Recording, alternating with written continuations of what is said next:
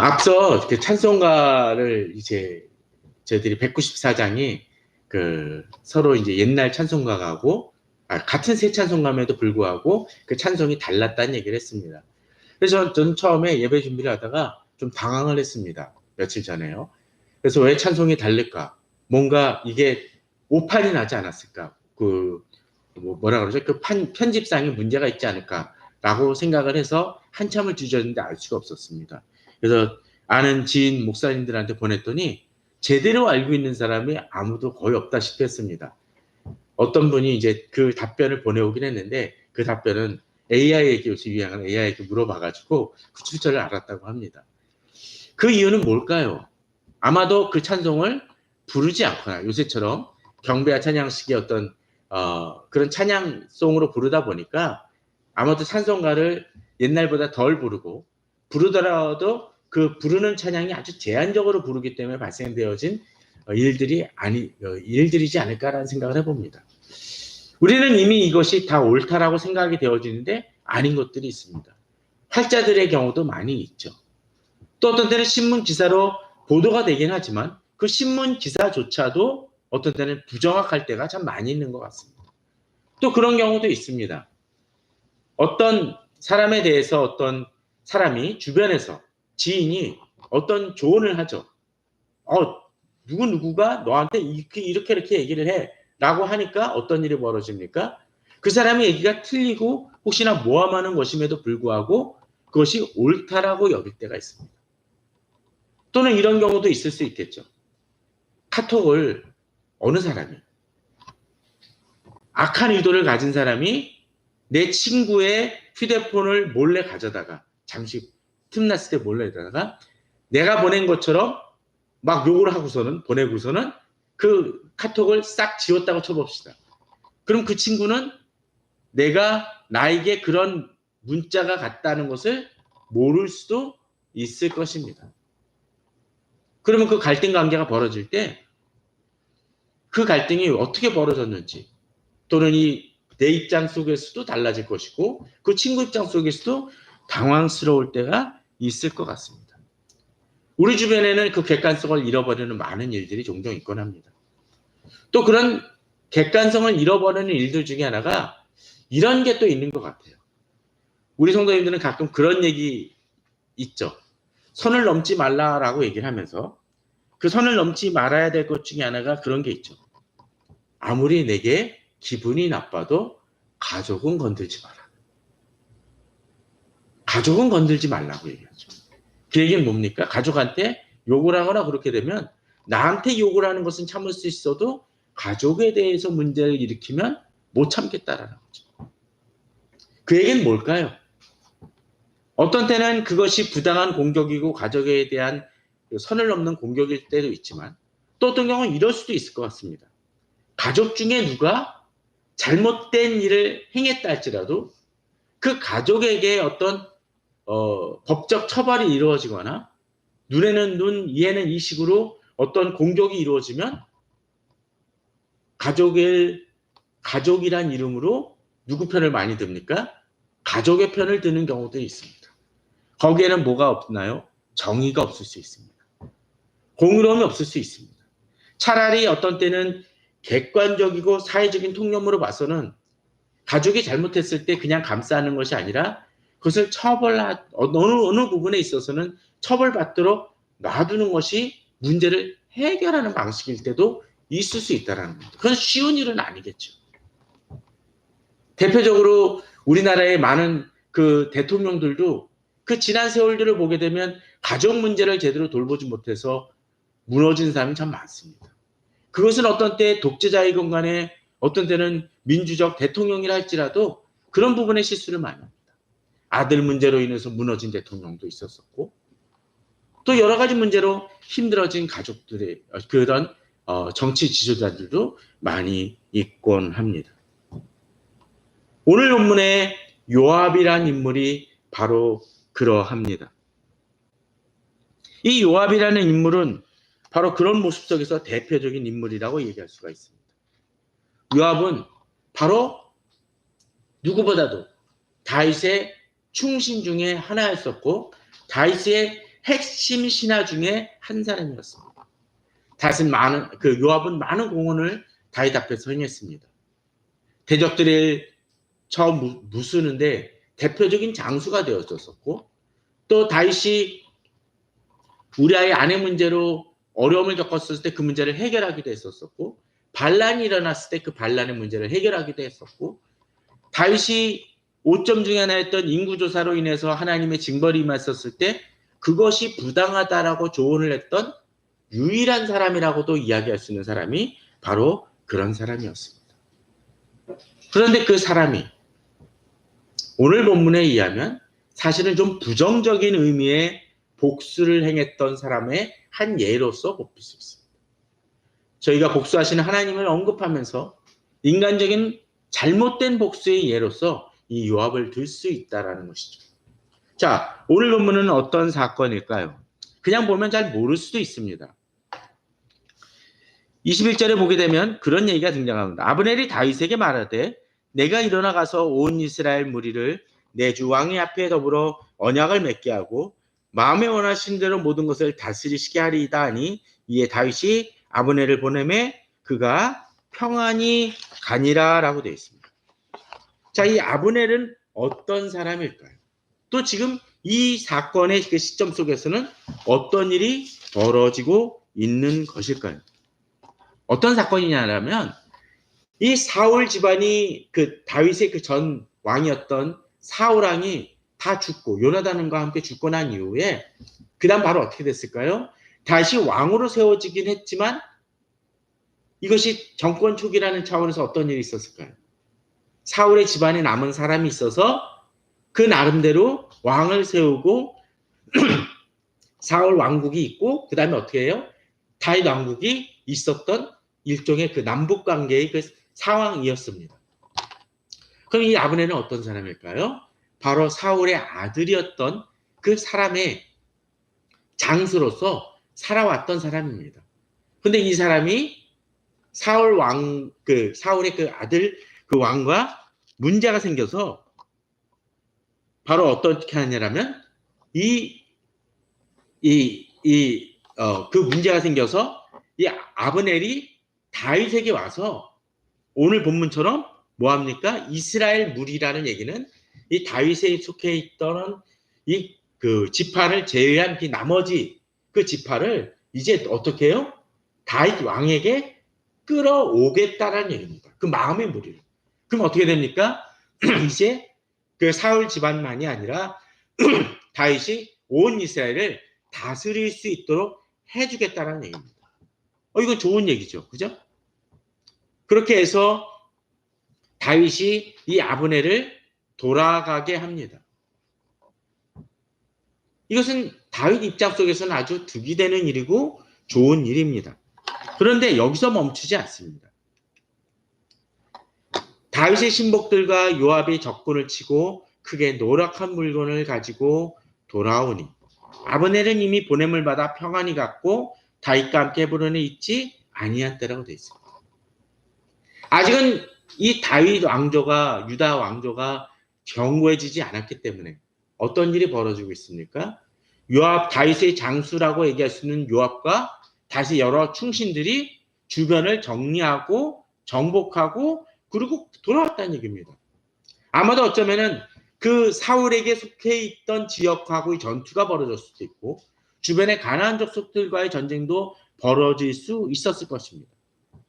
근데 이제 어떤 일이 벌어집니까? 이 그들이 떠나 있었던 상황 속에서 아브넬이 찾아왔었고 다윗과 얘기하고 그 얘기를 끝내고 아브넬은 돌아갔지만 이제 다윗의 신복과 요압이 돌아온 이후에 이 사실을 알게 되는 일이 벌어집니다. 그런데 본문은 좀 독특한 표현을 쓰고 있습니다. 아브넬은 평안히 갔다라는 표현을 두 번이나 뒤에 구절에서 반복이 되어지고 그리고 다윗과 함께 헤브론에 있지 아니한 때라는 얘기를 통해서 이 아브넬과 요압이 부딪히지 않은 상황 속에서 일이 벌어졌음을 얘기해 줍니다. 굳이 이것을 이야기했던 이유가 무엇이었을까요? 요압의 입장 속에서는 이 아브넬은 대적의 장수입니다. 또 만일 이 아브넬의 표현대로 아브넬이 약속한 대로 이 사울 집안에 있는 모든 백성들을 이 다윗에게로 끌어온다라면 요압의 입장 속에서는 어떤 일이 벌어질까요? 라이벌이 생기는 것입니다. 엄청난 그 상대가 하나 생기는 것이죠. 자기 자리를 위협할 수 있는 인물이 생기는 것입니다. 그러게 어쩌면 다윗은 요압이 오기 전에 이 아브넬을 돌려보내는 일을 행했던 것 같습니다. 이 사람들이 부딪히는 어떤 그 상황을 만들지 않으려고 했던 거죠. 근데 오늘 본문 저희들이 한번 읽어봤었지만 후에 가면 어떤 일이 벌어집니까? 아브넬을 누가 죽입니까? 요압이 죽이는 일이 벌어지게 되죠. 물론 이 요압은 그렇게 얘기를 합니다. 뒤에서 이제 설명을 더 드리겠지만 이 사람이 많은 문제를 가지고 있고 다윗에게 해가 되는 사람이기에 자기가 없앴다라고도 이야기를 합니다. 하지만 그 과정 속에서 어떤 일이 벌어지고 있고 또 요압의 행위가 정말로 정당했는지 단순히 다윗을 위하기 때문에 이런 일을 행했는지를 좀 돌아보기 바랍니다. 자, 그런데 다시 얘기하지만 이 요압이 행했던 일이 무엇입니까? 그는 적군을 치고 또 뒤에 보면은 뭐라고 되어 있습니까? 크게 노력한 물건을 가지고 돌아왔다고 되어 있습니다. 이 일은 다윗에게 득이 되는 일이죠. 당연히 도움이 되는 일이고 힘이 되는 일입니다. 대적을 물리쳤습니다. 그것만이 아닙니다. 많은 전리품을 가지고 돌아왔습니다. 칭찬을 받아야 될 일이고 다윗에게 힘을 주는 일입니다. 그런데 이제 돌아와서 요압에게 주변 사람이 보고를 하죠. 내리 아들 아브넬이 왕에게 갔더니 왕이 보내매 그가 평안히 갔다고 얘기합니다. 이 상황을 보면서 요압이 분노하게 됩니다. 그러면서 자신이 분노하게 된 이유를 뒤에 가서 설명을 하죠. 24절입니다. 요압은 항의를 합니다. 항변을 하죠. 왕에게 나아가 이르되 어찌하십니까? 아브넬이 왕에게 나아가거늘 어찌하여 그를 보내 잘 가게 하셨나이까? 아니 이게 무슨 얘기일까요? 항변을 하는데 왜 잘 보냈냐라고 얘기합니까? 왜 그렇게 행했냐라고 따집니다. 사실 어떻게 보면은 뒤에 가시면 더 설명을 드리겠지만 요압의 행위는 사실 좀 무례합니다. 왕에게 막 따지죠. 비록 아직 안정이 안 된 상황이긴 하지만 왕이기에 요압이 이렇게까지 항변을 하는 것은 문제가 있습니다. 그렇지만 어떤 때 신하는 그럴 필요가 있죠. 왕이 잘못하거나 지도자가 잘못했었을 때 그저 네 하겠습니다라고 하는 그 신하는 좋은 신하입니까? 사실은 아니에요. 잘못된 것에 대해서는 이야기할 수 있어야 됩니다. 불쾌할 수도 있긴 하겠지만 그렇더라도 얘기할 수 있는 사람이 돼야 됩니다. 물론 이런 경우도 있습니다. 지도자가 쉽게 화를 내요. 그러면은 주변 사람들이 조언하기 쉽습니까? 못하죠. 그러나 그럼에도 불구하고 그를 서로 당장은 화낸다 할지라도 진정 충신에 대해서는 지도자는 분별할 수 있는 지도자라면 뛰어난 지도자입니다. 사실 다윗은 그런 얘기들을 들을 수 있는 사람이긴 했습니다. 그러나 그런 지도자가 아니라면 그 신하들은 몇 번 반복하다가 어떻게 해야 될까요? 그 지도자에게서 떠나가는 것이 순리일 것입니다. 다윗은 많은 얘기를 들었던 사람입니다. 그런데 그의 분석이 얘기 나옵니다. 항변이 문제가 아니라 그의 분석에 대한 것을 우리는 조심히 살펴볼 필요가 있습니다. 25절에 보면 이제 이렇게 얘기합니다. 내리 아들 아브넬이 온 것은 왕을 속임이라. 그가 왕이 출입하는 것을 알고 왕이 하시는 모든 것을 알려 함이니이다. 자, 이 얘기는 어떤 얘기일까요? 아브넬의 의도가 어디 있다는 거예요? 실제로 이스라엘 무리를 다윗에게 갖고 오려는 것이 아니라 오히려 장수로서 어떻게 합니까?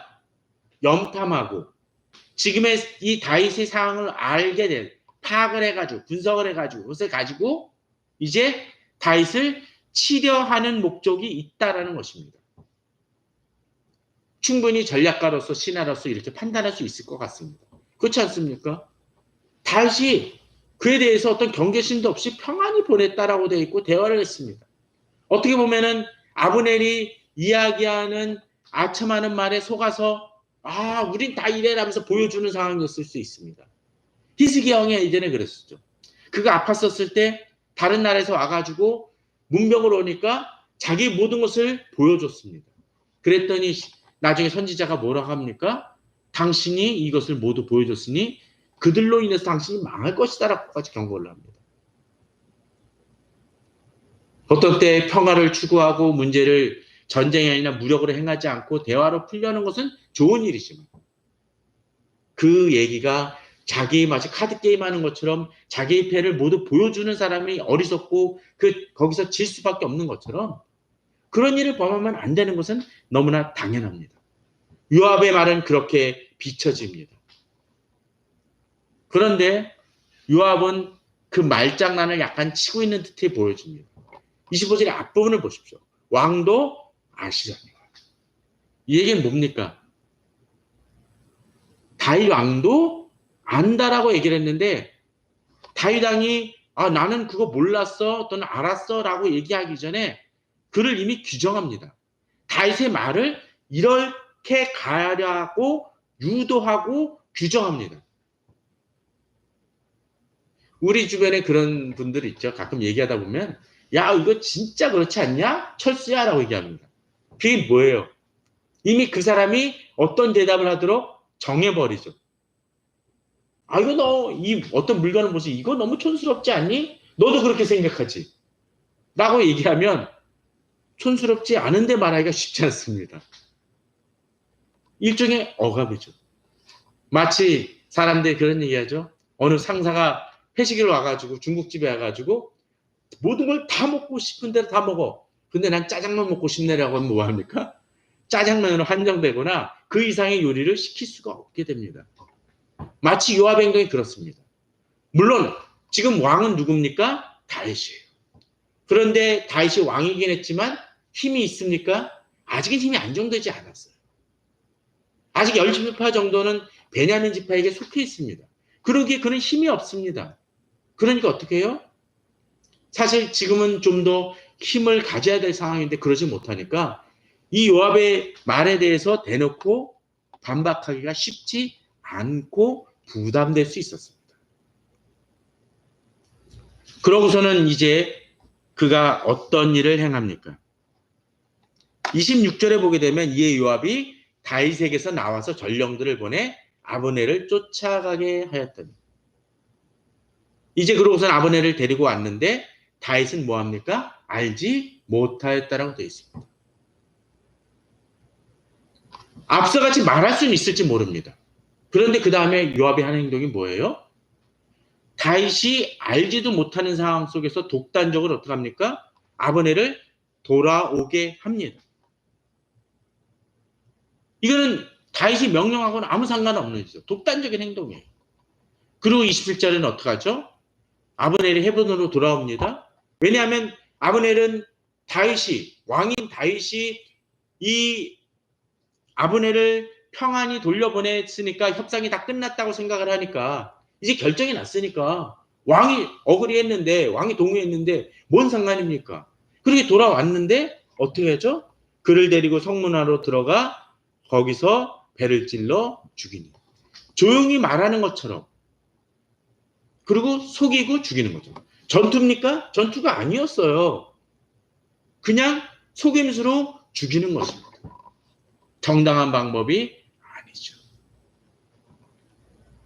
그런데 이제 여기서 요압의 진심이 등장을 합니다. 요압이 그렇게 죽였던 이유가 무엇이죠?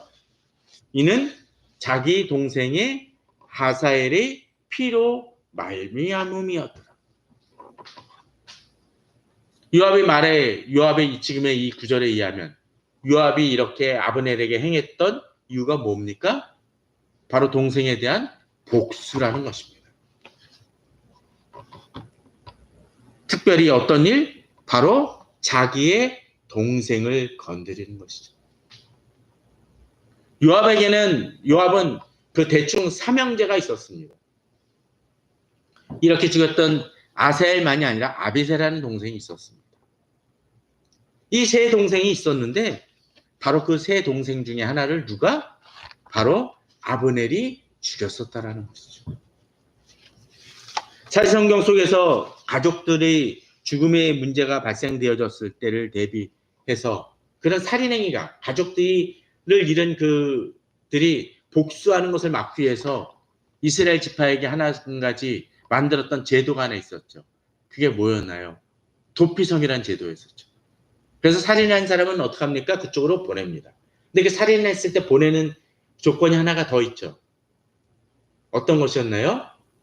악의를 가지고 죽였을 때가 아니라 실수나 과실치사인 경우에 있어서 이쪽으로 보냅니다. 그에게 있어서는 이 사람이 죽일 의도가 없었기 때문에 죽인 것이기에 사적 복수가 발생되는 일들을 원천적으로 차단하기 위해서 보호하는 조치입니다. 사실 교도소는 어떤 면에서 그런 면도 있습니다. 사적 복수가 행해지는 것을 막기 위한 조치일 수도 있는 면이 있습니다. 자, 그렇다면 우리는 여기서 한 가지 주목해 볼 것이 있습니다. 비록 요압이 속여서 아브넬에게 죽였다고 치더라도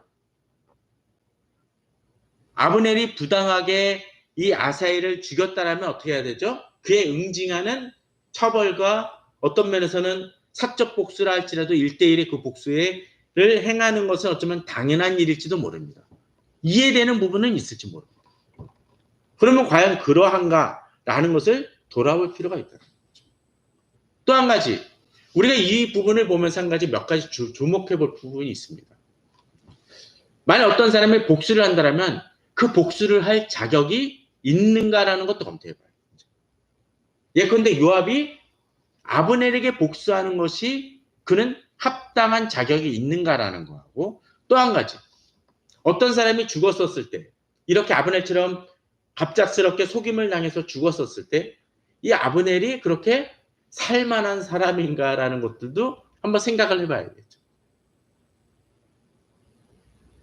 자, 오늘 본문은 몇 가지 부분을 보여줍니다. 먼저 아브넬이죠. 이 아브넬은 앞서 얘기 들었던 것처럼 어느 쪽에 속해 있어요? 사울 왕조에 속해 있습니다. 그런데 사울 왕조에 속해 있는데 이 사울 왕조의 장수임에도 불구하고 이렇게 온 이유 중에 하나는 다윗이 더 옳고 좋은 지도자이기 때문에 찾아온 것이 사실은 아닙니다. 3장 6절에 보게 되면 이런 얘기가 등장을 해요. 사울의 집과 다윗의 집 사이에 전쟁이 있는 동안에 아브넬이 사울의 집에서 점점 권세를 잡으니라. 마치 요압처럼 힘이 커진 사람입니다. 그런데 7절에 보면 사울에게 첩이 있었으니 이름은 리스바요 아야의 딸이라. 이스보셋이 아브넬에게 이르되 내가 어찌하여 내 아버지의 집과 아버지의 첩과 통관하였느냐라고 되어 있습니다. 그는 어떻게 했어요? 자기가 섬기던 왕의 첩하고 바람이 난 거예요. 그러니까 그렇게 부도덕한 장수라는 것을 알 수가 있죠. 그에 대해서 8절에 의하면 아브넬이 이스보셋의 말을 매우 분하게 여겨 이르되 내가 유다의 개머리냐 내가 오늘 당신의 아버지 사울의 집과 그 형제와 그의 친구에게 은혜를 베풀어 당신을 다윗의 손에 내주지 아니하였거늘 당신이 오늘 이 여인에 관한 허물을 내게 돌리는도다라고 되어 있습니다. 이 얘기는 뭡니까? 그는 자신이 잘못했음에도 불구하고 왕인 이 이스보셋에게 아주 강력하게 분노하고 항의를 합니다. 심지어 어떻게 돼요? 이 왕을 아주 그냥 무시하고 있습니다. 너 내가 건들게 하면 다 죽어. 마치 그런 사람이죠. 이런 사람이 정말로 부당하고 억울한 죽음을 당했다라고 이야기할 수 있을까? 그는 그런 사람은 사실은 아니었습니다. 더더군다나 이 사람이 그러고서 행한 일이 뭐예요? 다윗에게 와가지고 협상을 하죠. 근데 협상을 했다고 치더라도 과연 그 협상이 다윗의 왕을 생각해서 그랬습니까? 아니라는 거예요. 그는 사실은 정당한 합리적이고 올바른 사람은 분명 의인은 아니었습니다. 악한 사람이었습니다. 그러나 우리는 가끔 이런 생각을 해봐야 됩니다. 어느 사람이 악한 사람이라고 해서 갑자기 죽었다고 해서 그 사람이 그에 대한 그 사람이 범한 죄에 대해서 합당한 처벌을 받는 거하고 그것과는 상관없이 어떤 일로 인해서 죽임을 당하는 것은 다른 차원의 문제입니다. 공의를 행하는 것과는 좀 다른 문제이죠. 우리는 그것을 구분할 필요가 있습니다. 진정한 사회적 공의와 사회적 정의를 실천하는 것은 그가 범한 죄를 처벌받을 때 사실 공의는 해결됩니다. 다른 어떤 행위로 인해서 이 사람이 죽임을 당하고 해를 당한다면 그거는 이 사람이 행한 일과는 별개의 문제로 처리해야 될 부분이 있다는 거죠. 아브넬의 죽음은 그런 면에 있어서는 부당한 것이었습니다. 더더구나 협상과 그 과정 속에서 이루어졌던 일들을 생각한다면 요압이 얘기했던 것처럼 이 아브넬의 문제는 사실은 오히려 아브넬의 문제를 그렇게 처리함을 통해서 어떤 일이 벌어집니까? 국가적인 위기를 더 발생시키는 일입니다. 이스라엘과 이 사울 집안과 유다 집안이 계속적으로 싸울 수 있는 위기를 자초시켜버렸다는 거죠. 더더군다나 어찌됐건 간에 이 아브넬은 누구의 장수예요? 사울 집안의 장수인데 그를 죽였으니까 어떤 일이 벌어져요? 전쟁이 벌어질 수 있는 소지를 더 만들어버렸다는 거죠. 그런 점에서 이 요압이 다윗에게 했던 말은 사실은 거짓이고 진심이 아니었습니다. 근데 문제는 앞서 얘기했던 것처럼 이 요압이 아브넬을 죽인 이유가 뭐예요? 자기의 동생 아사엘의 피로 말미암았다는 것입니다. 자, 그렇다면 아사엘의 피로 말미암았었을 때 아사엘을 그냥 아브넬이 와가지고 몰래 분노로 어떤 의미로 살해했느냐라는 것이 또 중요하겠죠. 만약 그렇게 했다면 복수가 어떤 면에서는 요압에게 있어서 정당할 소지가 정상시되게 될 소지가 있었을 것입니다. 그러나 그것이 그러한가? 사무엘하 2장에 보게 되면 이 다윗 집안하고 사울 집안이 다툼이 벌어지면서 요압의 그 세 형제와 아까 얘기했던 누구죠? 아사엘과 아비새까지의 세 형제와 이 아브넬이 맞부딪히는 장면이 등장을 합니다. 그러다 어떤 일이 벌어지냐라면 이제 이 요압 집안에서 요압 쪽에서 12명의 장수가 나오고 이 아브넬이 쪽에서 12명의 장수가 나옵니다. 그리고 맞붙게 하자 그래요. 맞짱 뜨자라는 거죠. 그래서 어떤 일이 벌어졌는지 아십니까? 서로의 그 머리채 같은 것을 잡고 이 1대1로 맞붙은 12명이 그러니까 24명이죠. 행한 일이 뭐냐면 서로 칼로 옆구리를 찌릅니다. 그거 어떻게 되나요? 24명이 한꺼번에 직살한 거예요. 그는 자기 밑에 장수를 아끼는 사람이 아니었어요. 요압도 마찬가지긴 했죠. 그리고 이제 싸움이 벌어지니까 아브넬이 다스렸던 군대가 몰리게 됩니다. 그 어떤 일이 벌어지나요? 막 이제 사람들이 이제 요압의 편들이 쫓아오게 됩니다. 그러다가 이제 어떤 일이 벌어지냐면 다른 사람들은 다 못 쫓아가는데 아사엘이 그렇게 발이 빨랐던 거예요. 쫓아갑니다. 그랬더니 아브넬이 하는 얘기가 그렇습니다. 뒤를 돌아보며 이르되 2장 20절에 하면 아브넬이 뒤를 돌아보며 이르되 아사엘아 너냐 대답하되 나로라. 21절에 아브넬이 그에게 이르되 너는 왼쪽으로나 오른쪽으로나 가서 청년 하나를 붙잡아 그 군복을 빼앗으라 하되 아사엘이 그렇게 하기를 원하지 않냐고 그의 뒤를 쫓으매 아브넬이 다시 아사엘에게 이르되 너는 나 쫓기를 그치라. 내가 너를 쳐서 땅에 엎드러지게 할 까닭이 무엇이냐. 그렇게 하면 내가 어떻게 내 형 요압을 대면하겠느냐 하와 그가 물러서기를 거절하며 아브넬이 창 뒷끝으로 이 그의 배를 찌르니 창이 그의 등을 뚫고 나간지라. 곧 죽었다는 얘기예요. 지금 어떤 상황입니까? 아사엘이 무리하게 쫓아가다가 아브넬에 의해서 죽임을 당한 사건입니다. 사실 아브넬이 여기 인격도 또 드러납니다. 너 나 쫓지 말고 왼쪽이나 오른쪽 가다가 내 밑에 병사 하나 있으면 걔 죽여. 그걸로 끝내자. 이게 장수로 살 소리입니까? 전혀 자기 군사를 아끼지 않는 악한 왕이고 무딘 사람인 건 분명 맞습니다. 그런데 지금 최소한 그거는 다 접어두고라도 이 아브넬이 아사엘을 죽인 것은 전투 과정에서 벌어진 일이지 사적인 복수는 사실은 아니었습니다. 그 일을 요압도 알고 있었습니다.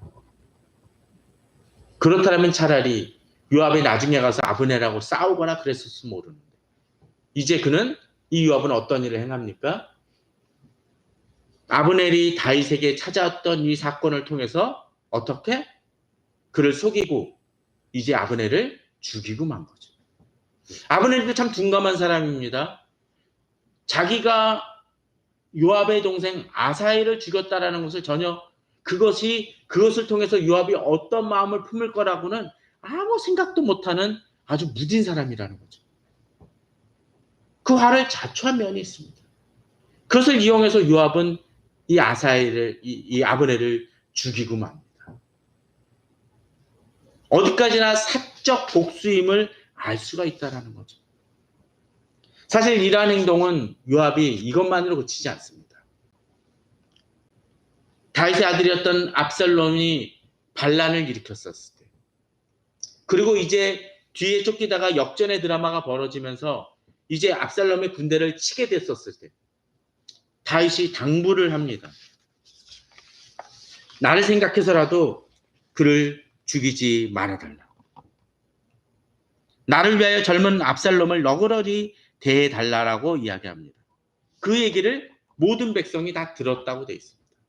근데 그렇게 가다가 이 압살롬이 도망치다가 이 머리가 너무 풍성해서 나무까지 걸려가지고 매달리게 됩니다. 그랬더니 이제 요압의 군사가 군인 중에 하나가 이야기를 합니다. 이거 요압에 걸렸습니다. 그랬더니 네가 죽여라 그랬더니 그 사람이 왕이 그렇게 있는데 제가 어떻게 죽입니까? 그랬더니 요압이 직접 가서 찔러 죽이고 병사들이 다 그냥 집단으로 죽여서 끝을 내고 맙니다. 요압은 알았습니까? 분명히 알았던 사람입니다. 다윗의 명령이 무엇인지 알았던 사람입니다. 물론 그의 판단 속에서는 발람군의 수장을 죽이는 것이 타당하다고 생각을 했기 때문에 그의 판단대로 나아갔습니다. 요압은 분명 충신이긴 했고 여러 가지 다윗이 불편했던 문제를 해결해주고 정복하는 데 많은 도움을 주긴 했지만 그는 독단적으로 가끔씩 이렇게 나아가고 맙니다. 그리고 그 결과를 나중에 치르고 마는 결과를 낳곤 합니다. 이 사건에서도 마찬가지입니다. 가장 대표적인 사건이죠. 지금 이 이스라엘이 하나 되어질 상황 속에서 그는 어떻게 해요? 아브넬을 죽임으로써 분쟁을 악화시킵니다. 그 이유가 뭐? 자기의 사적 복수 때문이라는 거죠. 이 일을 듣습니다. 그 후에 다윗이 듣고 이르되 내리 아들 아브넬의 필에 대해 나와 내 나라는 요압의 영혼이 무지하니 그 죄가 요압의 머리와 그의 아버지 온 집으로 돌아갈지어다. 또 요압의 집에서 백탁병자나 나병한 자나 지팡이를 의지하는 자나 칼에 죽는 자나 양식이 떨어진 자가 끊어지지 아니할지로다 하니라. 이 얘기는 그저 저주하는 게 아니라 이 요압이 행한 행위가 이렇게 악함을 얘기하는 것입니다. 그게 정당한 행위가 아니라는 것이죠. 그러기에 30절에서는 다시 한번 얘기합니다. 요압과 그의 동생 아비새가 아브넬을 죽인 것은 그가 기브온 동생에서 자기 동생 아사엘을 죽인 까닭이었다라고 얘기합니다. 이 다윗이 왜 이렇게 행했을까요? 본문을 보게 되면 이제 이렇게 얘기합니다.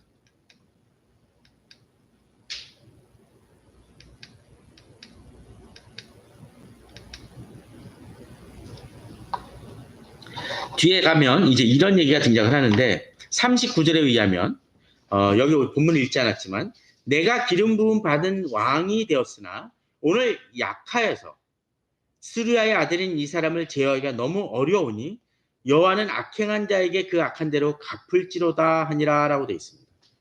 그는 다윗은 왕이 되긴 했습니다. 그런데 지금 앞서 얘기 들었던 것도 어떻게 해요? 아직 왕조가 견고해진 상황은 아니라는 거죠. 그런 경우 있죠. 교회도 그런 경우가 있습니다. 후임 목사님이 오셨어요. 근데 앞선 목사님이 너무 이제 카리스마가 있고 좋은 분이야. 그럼 어떻게 하나요? 이 담임 목사님이 얘기를 해도 잘 듣지 않을 때가 있습니다. 이분이 아직 이 목사님이 아직 어려서 우리 교회 사정을 잘 몰라서 이래요라는 경우가 있습니다. 가끔 교회는 그런 게 있죠. 위임 목사 기간이라 그래서 이 정식 목사가 되기 전에 한 2년 정도 되고 나중에 위임식을 하는 경우가 있습니다. 2년 동안은 뭐예요? 언제든지 그만두라면 그만둬야 될 때입니다. 장로님들의 경우도 있죠. 처음에 세워질 때는 사람들이 잘 무시하는 경우가 있습니다. 예전에 안수 집사님이었다고 안수 집사라고 자꾸 부르는 분들도 있습니다. 권위가 잘 서지 않을 때가 있죠. 지금 다윗의 경우가 그러하다라는 것입니다. 영토적으로도 그렇고 바로 요압이 가진 군사력으로 통해서도 그는 쉽지 않은 상황이었습니다. 그러게 그는 아직 오늘은 약하여서 이 사람들을 제어하기가 어렵다고 합니다. 그러면서 얘기하는 얘기가 여호와는 악행한 자에게 그 악한 대로 갚을지어다라고 얘기합니다. 그는 자신이 약함을 인정을 합니다. 그러기에 사실 아브넬에 대해서도 도움을 요청했던 이유가 바로 그런 이유입니다. 지금은 힘이 견고해지고 강화되어질 시기라는 것이죠. 그러기에 요압에 대해서 어떻게 합니까? 그는 요압을 인정하고 받아들여 줍니다. 지금은 자기 힘이 아니기 때문인 거죠. 사실 지도자로서 어떤 때는 이런 부분은 중요한 것일 것 같아요. 원칙은 중요하죠. 분명 어떤 방향으로 가야 될지는 압니다. 그런데 그 방향에 그 가야 하는 방향이 지금 당장 모든 것을 수행하려고 한다면 힘들 수가 있습니다. 정의도 그런 것 같아요. 예를 들면 우리나라의 많은 문제와 갈등과 갈등을 일으켰던 4.3 문제는 사실 단계적인 과정을 통해서 하나하나 되어지면서 이 4.3 문제가 지금 해결되어지거나 또는 그 상황이 그때 사실이 어떠했는지가 드러날 수 있고 조사될 수 있는 상황이 된 것이지. 만약 20년, 30년 전이었다면 이 일은 꺼내기도 힘들었을 것입니다. 왜? 사람들이 생각하고 있는 고정관념과 굳혀진 사고로 인해서 이 4.3 문제를 건들기 쉽지 않았을 거예요. 광장쟁 문제도 사실 우리 사회에 그렇습니다. 우리에겐 그런 일들이 가끔씩 있습니다. 개혁은 이루어져야 되지만 그 개혁이 당장 이루어질 수 없는 일들이 있습니다. 기다려야 될 때가 있었습니다. 다시 그러나 이때 한 가지 중요한 게 있죠. 기다려야 하지만 뭐가 필요할까요? 잊지는 말아야 된다는 것입니다. 이것은 반드시 해결되어야 될 문제임을 잊지 말아야 한다는 것입니다. 그래서 결국 어떻게 했을까요? 요압은 심지어 솔로몬에게 이 문제를 처리하라고 분명히 얘기합니다. 사실 요압은 나중에 다윗이 죽고 솔로몬이 등극이 되어질 그 시점 속에서 또 한 번 실수를 행합니다. 솔로몬이 아니라 다윗이 지정했던 솔로몬이 아니라 누구? 다른 쪽에 갖다 붙었다가 결국은 죽임을 당하고 맙니다. 그 피의 대가를 치르고 마는 것이죠. 요압은 깨달았어야 됩니다. 자신이 어떤 실수를 범하고 있는지를 알아야 됐었습니다. 분명 그는 다윗에게 필요한 사람이었고 다윗이 삶에 있어서 다윗이 통치해서 중요한 일들을 많이 했지만 그러나 그럼에도 불구하고 그는 다윗을 넘어서는 행동들, 자기 욕심과 분노로 인한 많은 행동을 했기에 결국은 무너지는 일을 경험하고 맙니다. 앞서 읽었던 39절에서 다윗은 지금은 어려우니 어떻게 행합니까? 여호와는 악행한 자에게 그 악한 대로 갚으실지로다라고 하면서 이 일이 하나님에 의해서 해결되어질 일임을 분명히 합니다. 그러기에 그는 그 나중에 가서도 이 문제를 해결하려고 하죠. 오늘 본문 속에서 저들이 자세히 읽지 않겠지만 자기 죄는 이 부분에 대해서 핏값에 대해서는 무지하다고 얘기를 하고 있고 또 나중에 이 아브넬의 그 장례를 제대로 치러줌을 통해서 바로 이 피 문제가 다윗과는 무관하게 이 요압에게서 벌어진 일임을 분명히 합니다. 그러면서 이 요압에 대한 이 아브넬에 대한 문제를 처리하는 것을 보면서 나중에 그 결과를 보니까 나중에 백성들이 이렇게 얘기합니다. 온 백성이 보고 기뻐하며 왕이 무슨 일을 하든지 무리가 다 기뻐하므로 이 나라야 온 백성과 온 이스라엘이 네리의 아들 아브넬을 죽인 것이 왕이 한 것이 아닌 줄을 아니라. 그 죽임을 당한 아브넬을 정상적으로 합당하게 장례를 치러줌을 통해서 그전에는 오해했을 거예요. 이스라엘 사람들이 백성들이 당연히 그렇죠. 대적 장수를 죽이는 일을 다윗이 당연하지 않을까? 문제는 그 방법론에 있어서 옳은가 그른가 정상적인 방법인가 아닌가라는 것이죠. 그러나 이제 이 일을 어떻게 이루어졌는지 백성들이 깨달고 나니까 이 일에 대해서 다윗이 합당한 사람이고 올바른 사람이구나라는 것을 깨닫게 되었다는 것입니다. 요압은 사적 복수를 행하고 맙니다. 앞서 얘기를 들었던 것처럼 아브넬은 죽기에 없지만 합당한 사람이었을지 모릅니다. 그러나 그가 행한 정당한 죄에 대해서 정당한 방법으로 처리가 됐어야 되는데 그렇지 못했다라는 것. 또 요압도 마찬가지로 역시 그에게 있어서 그 사적 복수를 행하고자 하는 마음은 이해가 되지만 그는 그 일을 행하는 과정 속에서 너무나 악한 일을 범했다라는 거죠. 이렇게 사적 복수를 행하고 불법적인 일을 행하는 사람은 하나님이 처벌하십니다.